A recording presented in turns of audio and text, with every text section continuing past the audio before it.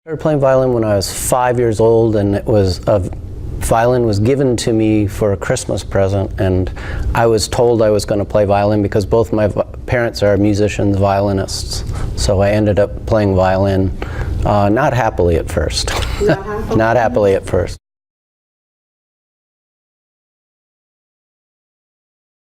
I actually went to school in the Northwest for a degree in forestry, and then when I ended up missing my violin, I didn't even take it to college, but when I ended up going away to college, I didn't take it.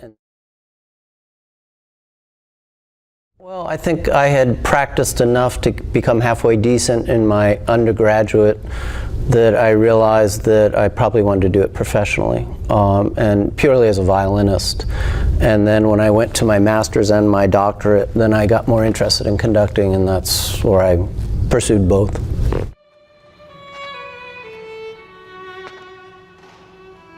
I think sitting in an orchestra my whole life, I witnessed a lot of good conductors. I think if somebody just goes straight into conducting and they don't play an orchestral instrument and they're not used to playing in an orchestra, they don't see that many conductors. They may see just their high school conductor, but I was lucky enough to play like in LA Chamber Orchestra and some of the studios in LA, and just with very good conductors wherever I was, that I was able to witness them and watch them work. In fact, I learned more about conducting sitting in an orchestra than I did really in conducting lessons. I think somebody that knows, being a really good conductor involves a lot of different things. You have to know music theory, you have to know orchestration, you have to know how the instruments work, you have to have an insight into the music, you have to know music history. You really have to know a lot about everything, and the best conductors in the world have a broad knowledge of all those things, and I'm sure I left some things out, but having a well-rounded education sure helps, plus being able to play an instrument well is it's a good start to being a good conductor. Dad was a conductor, and I had a couple really good conducting teachers, especially at my doctorate level. Dan Lewis was a big name in the country for teaching conducting. I really respected him and his analytical ways. I had Hans Beer, a whole bunch of different conductors, and I also worked with a lot of conductors, Iona Brown and people like that have led top-notch orchestras, and I was around them and influenced by them.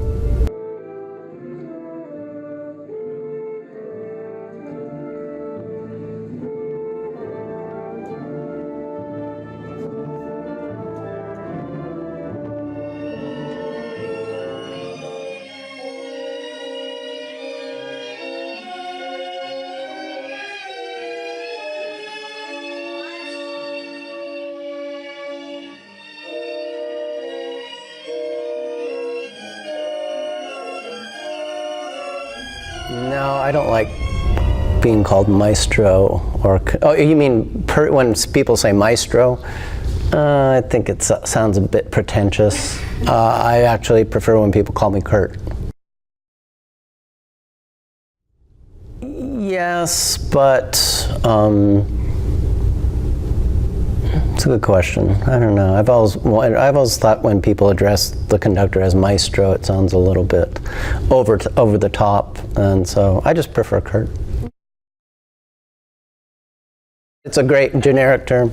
No, when I'm in an orchestra and I don't know the conductor, if I see him in the hallway, I say Maestro, and hopefully he'll say, "Please call me such and such." Does it get louder? Now a huge crescendo. Now this is the pickup to the bar before 22. The purpose of getting them in front of the orchestra is to see how things work in real life. We can only do so much in front of a piano or me singing or whatever, so it gives them a chance to see what's going on, how they're what they do will influence the orchestra, and it's an invaluable resource that they have here to be able to get in front of orchestra. A lot of larger schools don't have that they don't have that opportunity.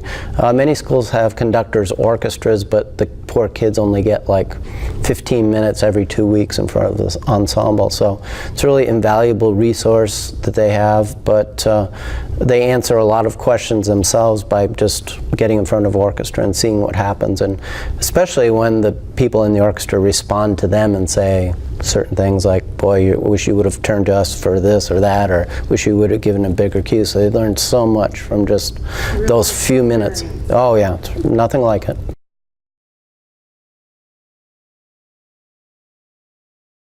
Probably 3 different ways you can, with your hands or baton, you have that, and your body, and you also have your verbal expression, and then you can also, a lot of it is your demeanor or personality, and I think I do a lot of that by just encouragement or just different words that you say. No, not in this setting, because they're all here because they love the music and they're not getting paid. So my philosophy is I try to get the most out of them that I can, and if it's not perfect, then it's not perfect. Let's do that again. So same tempo. 1, 2, 12, go.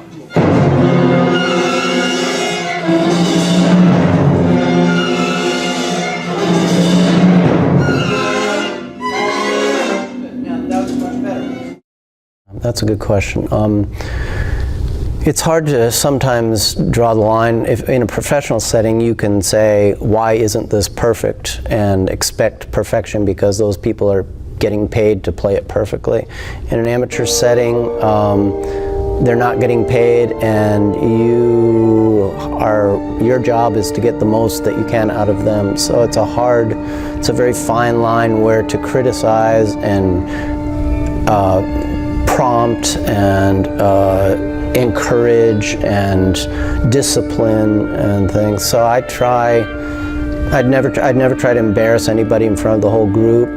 If I have complaints with the performance or someone playing in the orchestra, I usually see them individually, and if I think I can get more out of them, then I see them individually. Very seldomly do I do it in front of the whole group.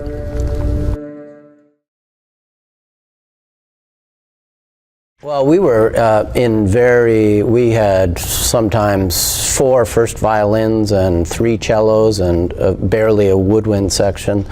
And the nice thing now is the quality people who are very, very interested in music stick around. Very few leave. And we've kind of built each section to where people want to be in the orchestra, and I think it's reached a critical mass where we have enough people that everybody feeds off one another, and it promotes excellence.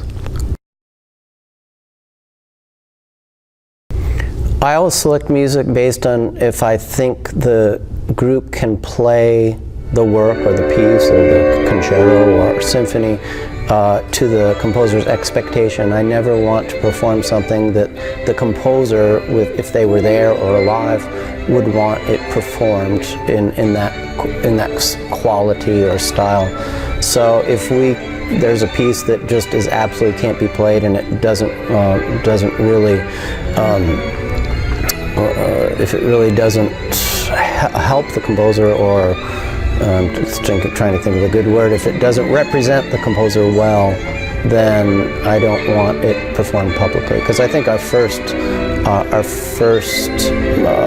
obligation is to the composer, and then to our orchestra.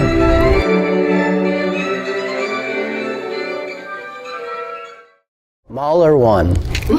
We're still not sure it's going to work, but I think it's what I've always dreamed of doing with this orchestra. So I hope it will do it.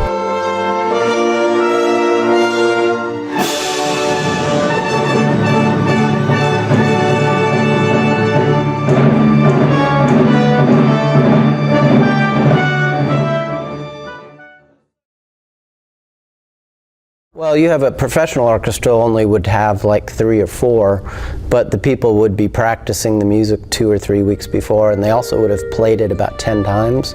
And professionals come with their part learned completely. We have people in the orchestra that are dentists and lawyers and doctors, and they don't have time to do that, so we kind of learn it.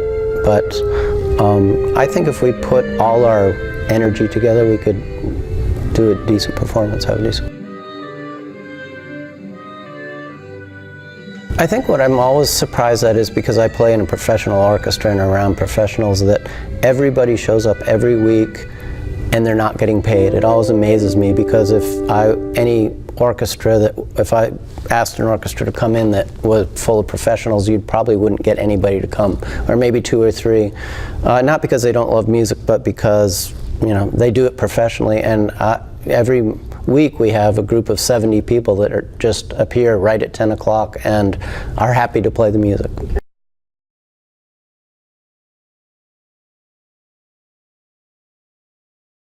Practice more, study more.